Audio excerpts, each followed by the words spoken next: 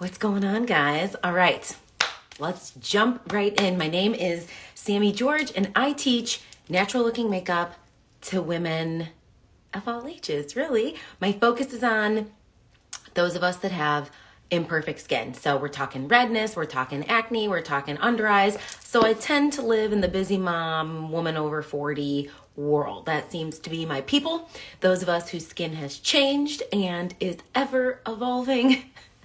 That's my tribe. And usually I teach, like I'm a teacher at heart. It's what I do. I like to educate you. I like to get you in on the nitty gritty. I like to explain why we do things, not just always, like, here's how you do it, just follow these steps. But I always want you to understand why, so that everything is duplicatable for you, because your pretty face is going to look different than mine. And I want you to be able to take what you learn here and extrapolate it to yourself, whether you're using Seint makeup or you're not.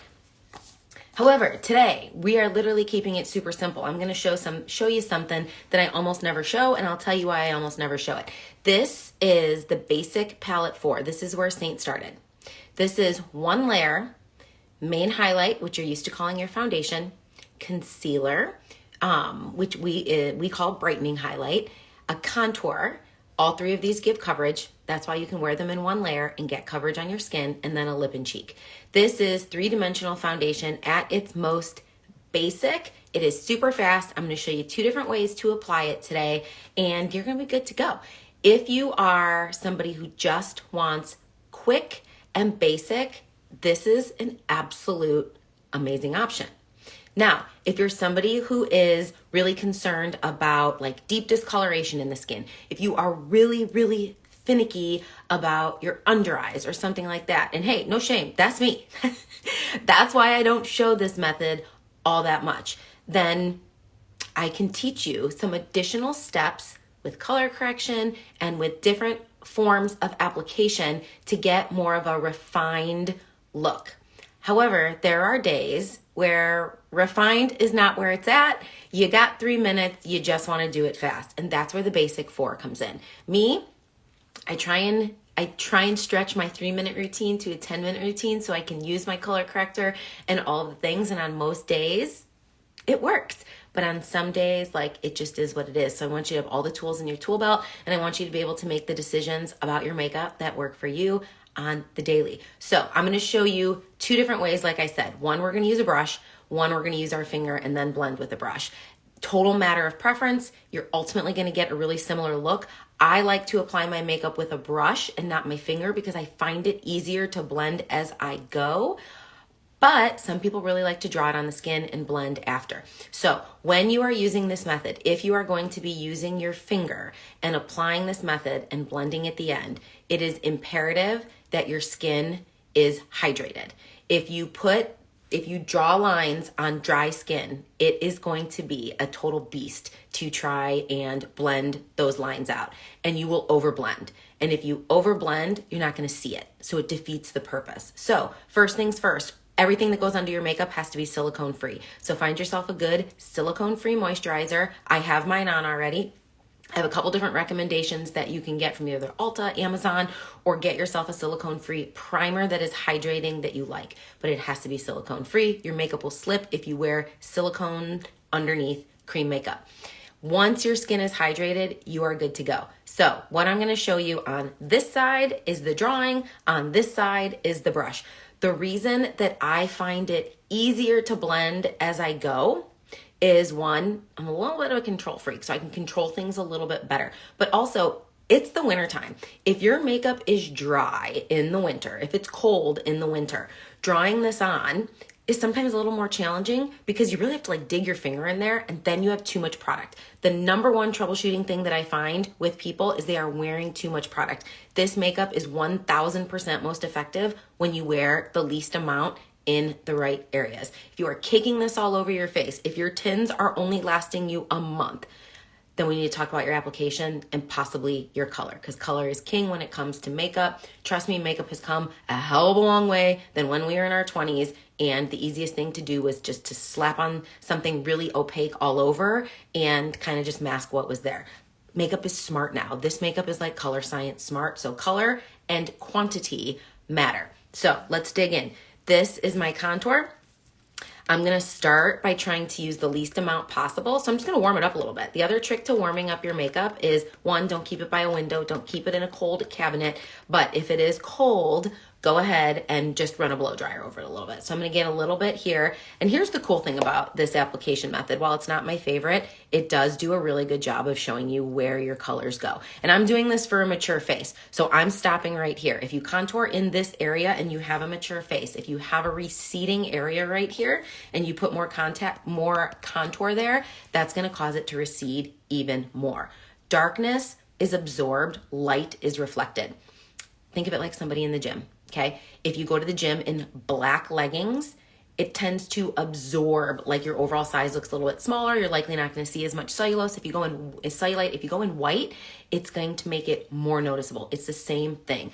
Dark absorbs, light reflects. So if you don't want to make something smaller, you don't want to put contour there. Okay, here we go. Top of the ear.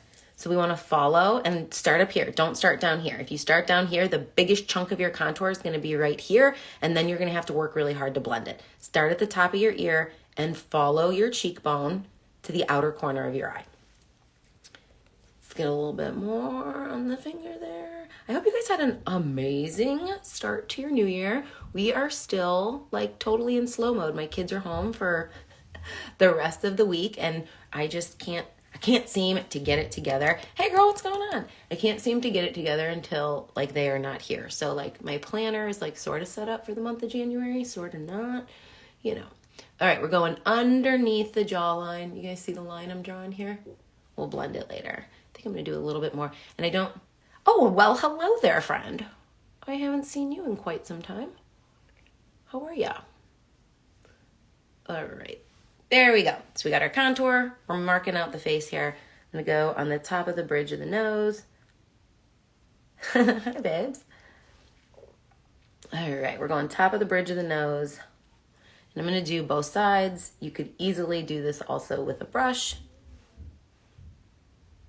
But stick to the top of the bridge of the nose if you want it to be slimmer. So try not to follow these lines down. If you feel like that's a struggle for you, put your contour like this.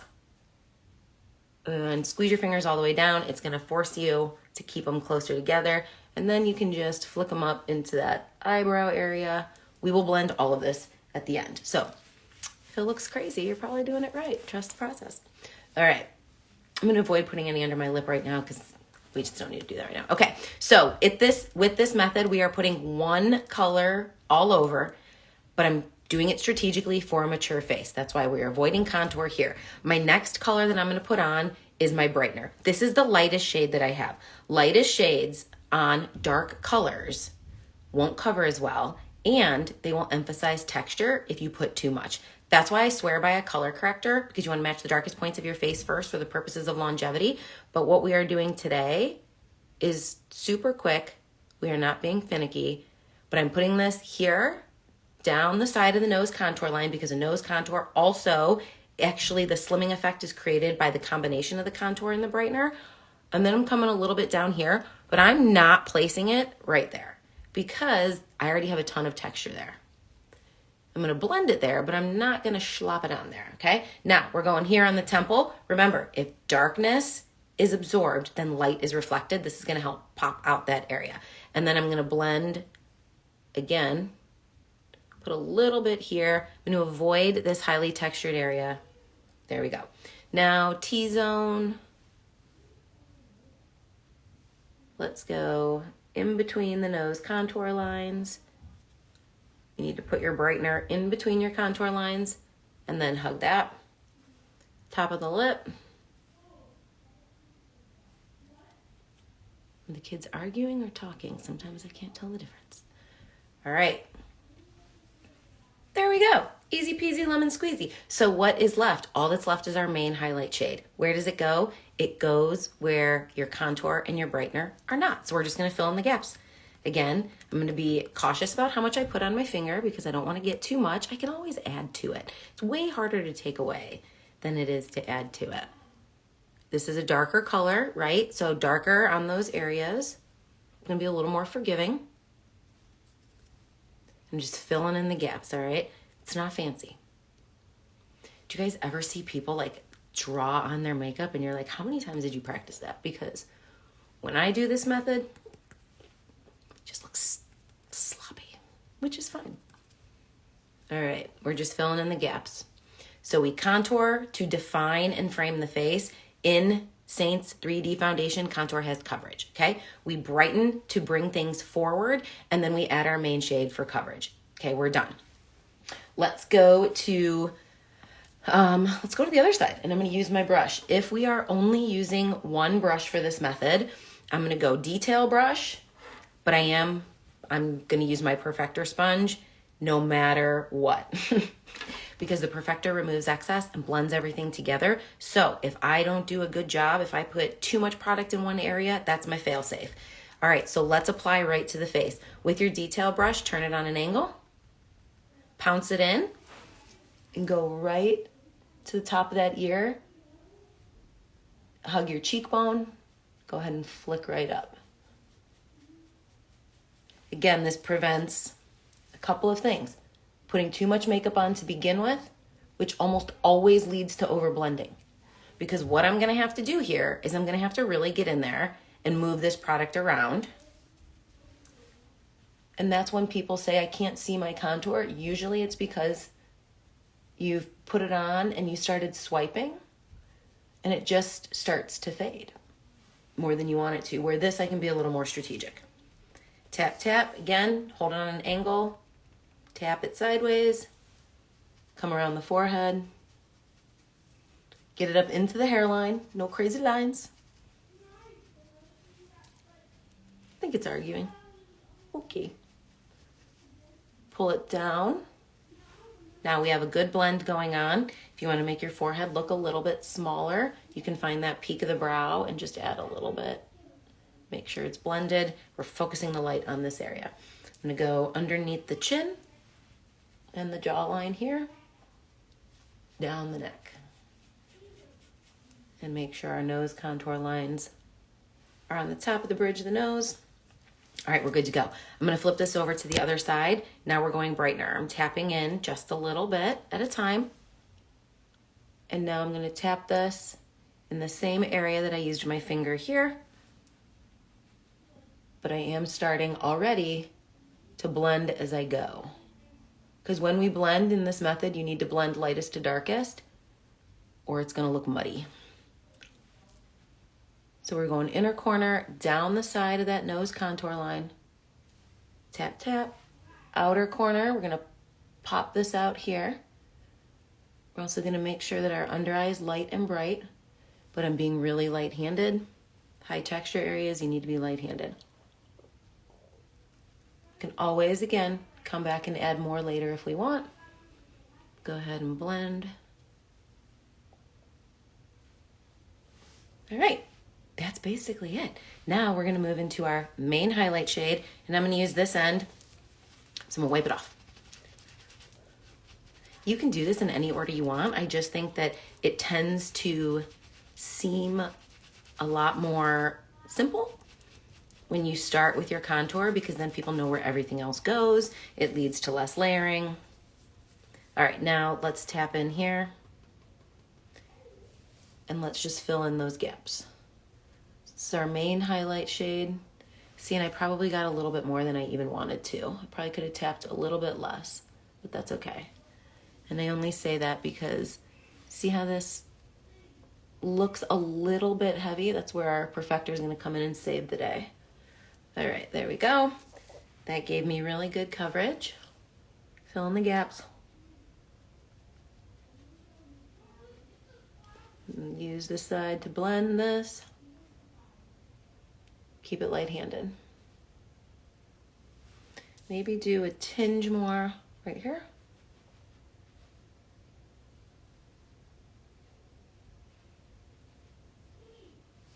And then flip back over and we'll fill this in here. So like somebody like me who has this scarring and whatnot, I'm gonna get decent coverage there. If I wanted better coverage, I would use my color corrector. All right, is there anywhere that I'm missing? And that's it. So I think for the purposes of my contour, I'm gonna flick this up. I put a little bit more on there. There we go. Tap, tap, flick up. Tap, tap. Because I got too much on my forehead. It like ate my contour. It's gone. There we go. All right, easy peasy. I'm gonna add lip and cheek at the end after I blend on this side, but really, I mean, that's it. So when I'm blending this method, I do use my setting spray. This is my Seint setting spray. Two things. One, I broke my bottle, so I put it in this little one that I got from Amazon. Then I realized I like it better in this bottle because if you've used the Seint setting spray, you know it's a very direct spray onto the face, which, I mean, we've been told time and time again was intentional. I just don't love that it's not a misting sort of one. So this one mists a little bit better. So light to dark. But the reason that I do feel like I personally need a little bit of setting spray is because this does get a little bit harder to blend when like your face is dry or when it's been sitting there and you're not doing anything with it. Starting with the lightest area. So that's my brightener. Go into that nose contour line. Up the side. And this is it. Easy peasy. All right, let me make sure this side's clean. If you guys have any questions, let me know. When this is on the face, I will say, try not to swipe. Try and tap or stipple. It allows you to more evenly distribute the makeup as opposed to just kind of moving it around on the face. Oh boy. Liv? Do we have a problem? She's fine. All right, let's do our contour. Trying to tap and flick because as soon as I start going like this, one, I'm gonna move it really low and it's gonna start to disappear and I don't want that. I still want it to strategically be where I placed it. Ready? Tap and flick up into the hairline. The forehead always seems easier than the cheek. Underneath, pull it down the neck. All right, so now I'm gonna quickly assess, make sure that I don't have any gaps. And like, if you wanna clean this up, okay, so if you want to put a little bit more, just tap it on. If you want to clean up your contour line, flip your brush. Just kind of chisel that out a little bit. I have the scarring here, so I'm just pressing a little bit more on.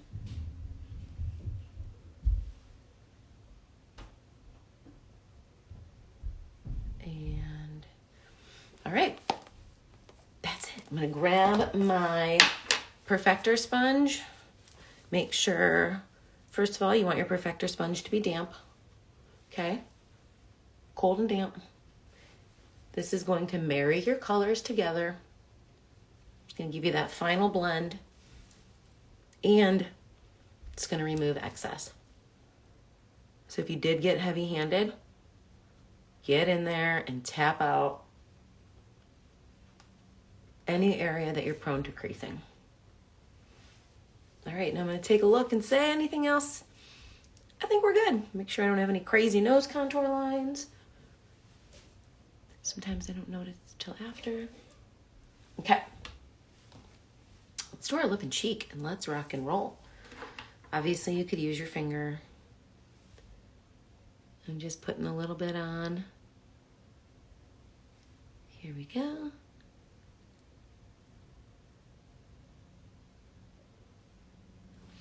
So as I finish, I'm going to tell you this. When I get you a color match, I will always give you a full color match. What does that mean? It means based on what you tell me your skin concerns are. If you need a color corrector to achieve the maximum success. That's going to be included in your color match. I will include what bronzer is ideal, 2 lip and cheek options, an illuminator. Like Seint has kind of a 3D foundation like kit, okay? A handful of things that they do. You can always start anywhere that you like. Like if you tell me I just want, of the basic 4, I may pick out a different 4 than this for you. So like if you have deep discoloration, I may say color corrector, all over foundation, contour, and a lip and cheek, and keep you with the 4. But I'm always going to provide you a full color match so that you can see what all your options are. But that doesn't mean that you have to start with all the things. You can always reach out to me and say like, whatever, I'm nervous to try it. I don't want to buy all of the stuff, or, money's a concern, or I don't totally understand the makeup. So can you help me like narrow down my choices? Hey, buddy. Hi. Hi. I'm almost done. Can you go? Did you eat your peanut butter and jelly before practice? Crust offs. Yes. Did you eat one? Yeah. Okay. Are we done here? Yeah. The kid loves the camera. Love you. Close the door. Bye, Mom. Bye. Get out of here. Oh, thank you. He's a ham. He is a ham. Okay. But like I was saying, I'm going to provide you with a full color match, and then you just need to stay in communication with me as to what your goals are, what your budget is, what your interest is. Like if you don't want to do 10-minute makeup, well then let's just get you the palette 4. If you'd rather do 10-minute makeup and have like just a little bit more of like specific concerns addressed, great. It's totally up to you. We can figure that out, but you have to communicate with me. All right, I'm going to tap a little bit. So this is obviously a rectangular brush, but if you're trying to do just one brush and you want to do this method, I think this brush is a really good option. You just have to be a little strategic with it. And this, with your perfector, can get you all the things. True story, do not make an investment in Seint if you're not going to buy the tools that you need unless you already own really good cream makeup brushes. Powder brushes will not give you the effect that you're looking for. Doesn't mean you have to buy every brush that's recommended to you. You can buy 1 or 2. I always recommend 2 that I think, because they're double-ended, will get you like every look under the sun that you could possibly want, and something to use with all the things, plus the perfector, and that's it. Okay, you guys, that's how I apply the basic 4. I think it is a really good way to get started with Seint. I think it's really good for the makeup minimalist, somebody who makeup is intimidating to them, somebody who only has 3 minutes. I'm happy to help you if you need help. You can just reach out to me, direct message me, let me know, and we'll get you started. Have a good day, guys.